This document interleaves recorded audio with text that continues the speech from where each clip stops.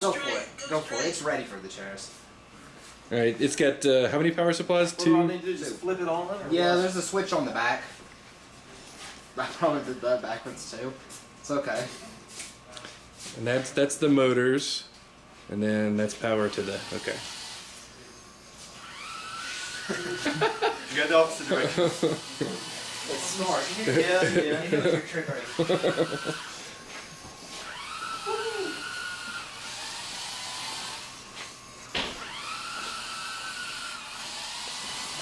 Now tell me about how it avoids objects. What's the logic that it's going through? Well, it checks both of the data on both of the sensors, and if the IR sensor and the ultrasonic sensor both say that the distance is okay, then it continues forward. Okay. If one of them is disagreeing, then it turns first 180, and then if it still disagrees, it turns 90.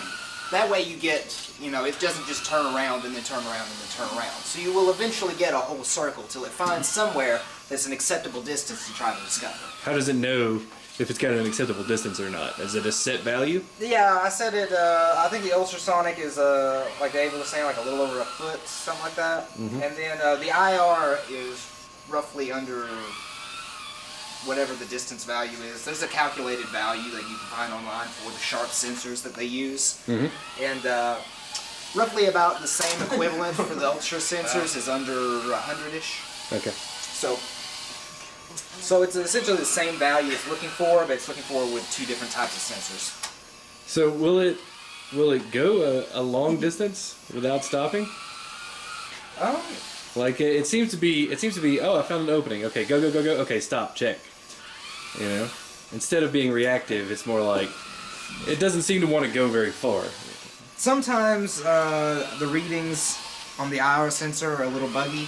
I was working on that. As well as the sonar sensor, I think. Right. The sonar sensor seems to do a lot better, but it's probably just because of the environment we're in.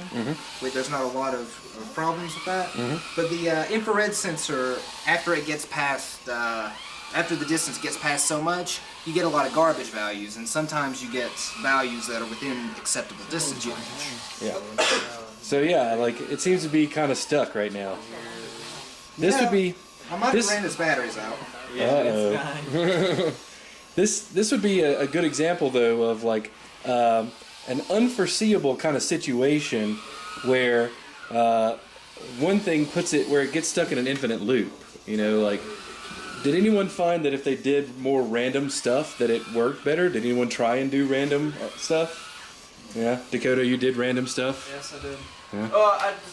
It turns random, and the first time it goes, it turns random, and then it gets the sensor data after it turns, and decides off of that which way to turn again. Okay. Yeah, and this notion of like this cheap hardware, and it is cheap. I mean, that sonar is what, $15, something like that. Yeah. And the motors are not that great or whatever. But this goes back to the early days of computers and robotics, and how do we make a reliable computer out of cheap parts? That's always been sort of the question that we've tried to sort of solve with software. So like this isn't unique to robotics or artificial intelligence. It's the same kind of problem whenever you're dealing with hardware, and it's one of the things that's a constant struggle. Okay.